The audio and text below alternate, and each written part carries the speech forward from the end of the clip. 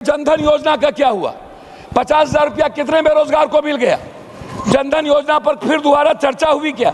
नोटबंदी पर दोबारा चर्चा हुई क्या? निजी बैंकों को आजादी देने की बात करते हैं। सहकारिता का क्या हुआ भाई? जो किसान के लिए सबसे ज्यादा बेनिफिशियरी था, सहकारिता पर तो आप चर्चा ही नहीं करते हैं। सरकारी बैंक पर तो आप चर्चा ही नहीं करते हैं। सहारा इंडिया का जो निवेशक है वो दलित है, गरीब है, ईबीसी है, रेहड़ी है, पटरी वाले हैं। और सहारा इंडिया वाला क्या किया? सहारा इंडिया का अब पूरा का पूरा एक बड़ा उद्योगपति ले लिया, सरकार उद्योगपति ले लिया। उसका कोई मतलब नहीं। बेटियों का है, महिलाओं के ऋण पर है, इस पर चर्चा नहीं करते हैं।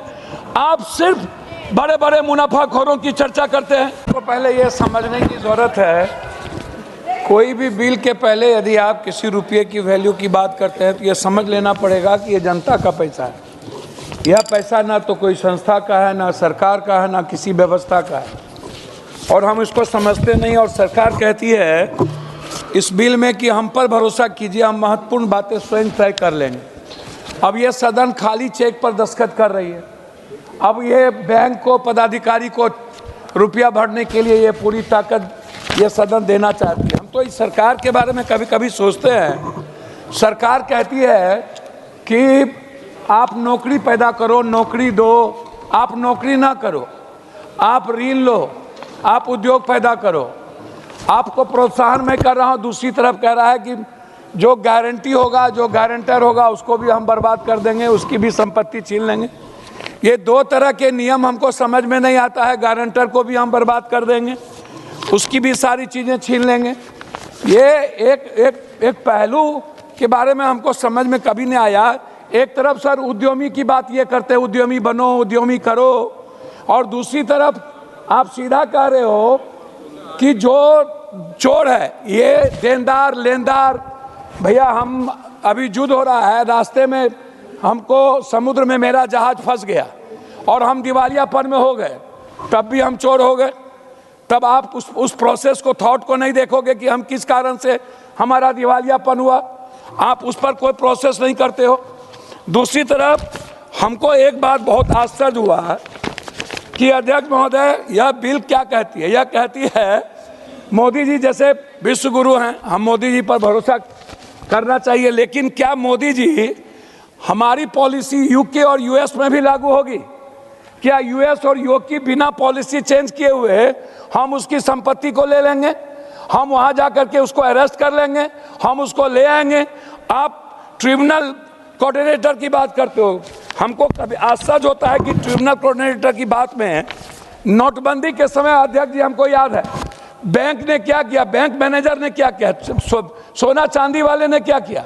सारा सबसे ज्यादा बैंक मैनेजर अरबपति खरबपति हो गया। सारा कोई पॉलिसी नहीं है मैडम हम लोगों के पास। नोटबंदी को आप उठा करके देखिए। दूसरी तरफ एमएसएमई ऐसी इस तरह की स्थिति होगी। कोरोना के समय में क्या हुआ?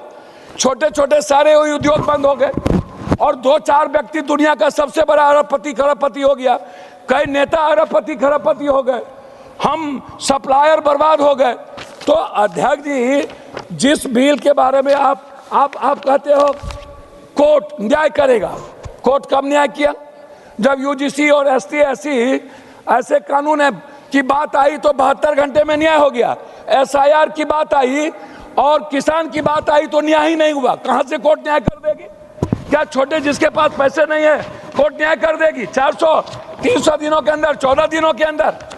आप दूसरी तरफ, मेरा आपसे रिक्वेस्ट ये है कि आप हमको एक बात बताइए, जनधन योजना का क्या हुआ? 50,000 रुपया कितने बेरोजगार को मिल गया?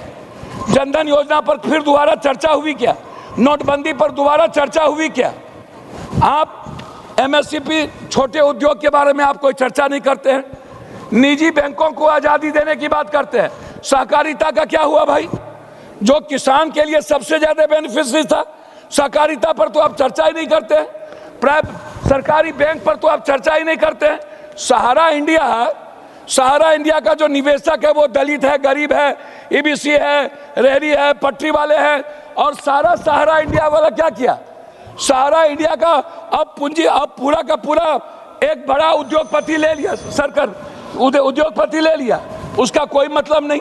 आप दीदी लोन जो जीविका दीदी है, आप जो बेटियों का है, महिलाओं के ऋण पर है, इस पर चर्चा नहीं करते हैं। आप सिर्फ बड़े बड़े मुनाफाखोरों की चर्चा करते हैं। इसीलिए मेरा आपसे आग्रह है लास्ट में कि महोदय, आपसे मेरा ये आग्रह है कि ये जो संसदीय जांच है, पार्लियामेंट्री इंस्टीट्यूट, मेरा मजदूरों को बकाया पहली प्राथमिकता आप इसमें कहीं नहीं बना है। न्यूनतम गारंटी भुगतान पर आपने कुछ भी नहीं दिया है। ग्लोबल है लेकिन कानून लोकल है। आप सरकार की चुप्पी, अनक्रिचल मॉडल लॉ लागू किया जाए। मैं लास्ट कर रहा हूं, इंडिपेंडेंट वैल्यूएशन की बात आप करते हैं। आप हमको बताइए, आईबीसी से देश की अर्थव्यवस्था पर कौन सी मजबूती होगी? या कुछ कॉर्पोरेट लोगों को मजबूत करने का ये सबसे बड़ा कानून है। कई केस 3 से 4 साल के लटके हुए, 400-500 दिन लग जाते हैं, लेकिन 70 से 90% हेयर कट, हजारों करोड़ का नुकसान। यह बैंक का नहीं, जनता का पैसा। यह रेगुलेशन कॉर्पोरेट वैल्यूट करने के लिए। जी लास्ट कर रहा हूं हुजूर, मेरा आपसे सीधा है, बैंक पहले मजदूर बाद में। यह कानून क्यों?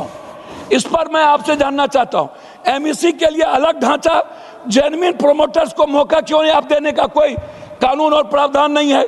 पूरा का पूरा आपने इजी ऑफ डूइंग बिजनेस नहीं, इजी ऑफ ग्रैबिंग बिजनेस की बात आप करते हैं। इसीलिए सरकार इस विधेयक को स्टैंडिंग कमेटी में भेजा जाए व्यापक सुधार के लिए।